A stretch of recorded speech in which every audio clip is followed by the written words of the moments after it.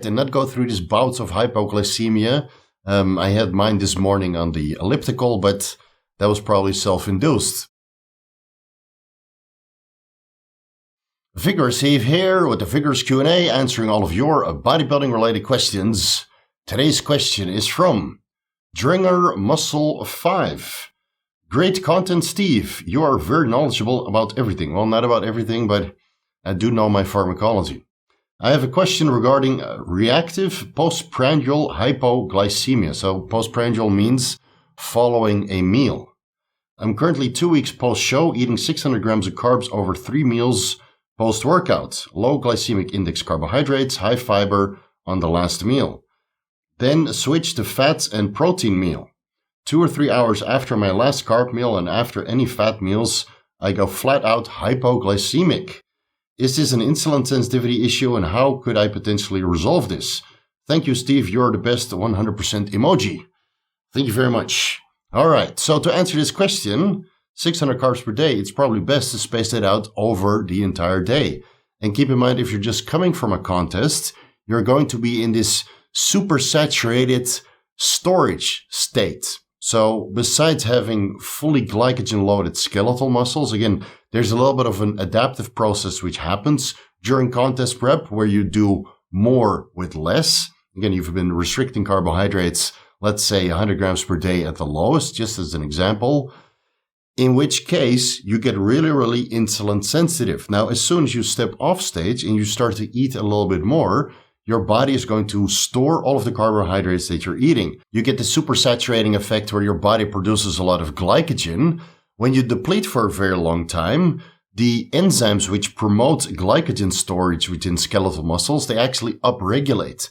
This is one of the reasons why we do a little bit of a depletion process leading into the carb load, to really get the maximum amount of enzymes needed for adequate or oversaturated glycogen storage. Now, this stays upregulated for weeks, maybe even a month after the show, really contributing to fullness and this super hypercharged glycogenated look that will probably lower insulin sensitivity over time. When your skeletal muscle is full with glycogen, it automatically reduces insulin sensitivity. And when you're still eating a ton of carbs, 600 grams of carbs per day, and some of those meals are low glycemic index carbohydrates, let's say you eat sweet potatoes, right? They have low glycemic index carbs, but the longer you cook sweet potatoes, the higher the glycemic index gets. And it's something you don't really realize when you're looking up the glycemic index of sweet potatoes. But it's the case with sweet potatoes and many of the other carb sources, oatmeal, for example. The longer you cook your carbs, the more of these long-chain carbohydrate bonds you're breaking apart. So you turn a starchy carbohydrate into a simple sugar. So now you get an immediate insulin response by eating this meal, even though you consider it to have low glycemic index carbohydrates. It actually contains a small amount of simple sugars, resulting in a pretty hefty insulin spike, sending you hypoglycemic. The insulin spike is higher than the amount of storage that you require from this little amount of sugar that is entering your bloodstream. Plus, you might have lost insulin sensitivity on your skeletal muscle, and now all of these sugars are being dumped into the adipose tissue. The insulin secretion is higher than required because your body is still in this super sensitive state following the contest prep where you were in steep caloric deficit for weeks or months in duration. And now you're over-secreting insulin for the amount of carbohydrates contained within this meal because of this sugar rush that happens initially after consuming this meal.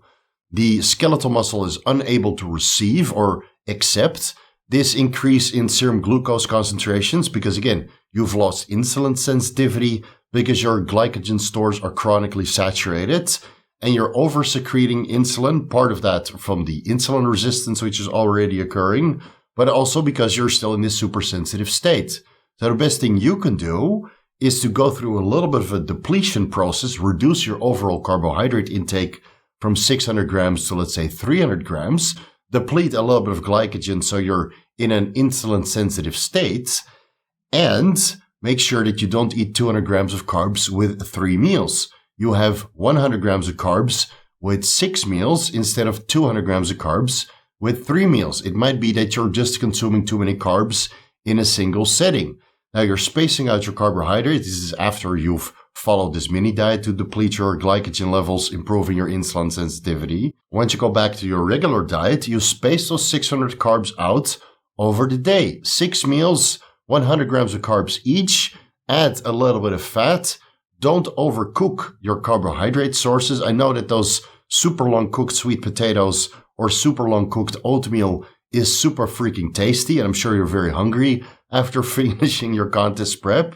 But don't cook it so long, because the longer you cook it, the more sugars you're creating by breaking apart the starches. It's good for digestion, but it's probably not good for your blood glucose levels, sending you into this roller coaster of hypoglycemia. And add a little bit of vegetables to each meal. 50 grams to 100 grams is more than enough, and I feel that that works a lot better than having fibrous carbohydrate sources. So maybe white rice with a little bit of vegetables to reduce the glycemic index that way is more beneficial than a lower glycemic index oatmeal or sweet potato. Again, you have to combine foods to lower the glycemic index of that particular meal and lower the glycemic index, or it's better to say the glycemic load of each meal. And you can do that with vegetables. You can do that with protein. You can do that with fats. Put it all together. Portion out your meals. Make your carbohydrate portions smaller. And now you have way more stable serum concentrations of your blood glucose levels throughout the day. You don't have this risk of going hypoglycemic later in the day. You don't have a super high glucose spike around the workout. You want to keep your influx of nutrients as stable as possible. I mean, you can even add apple cider vinegar, whether that's tablets or the liquid, before each meal, because apple cider vinegar is also known to regulate blood glucose levels and reduce and slow gastric emptying.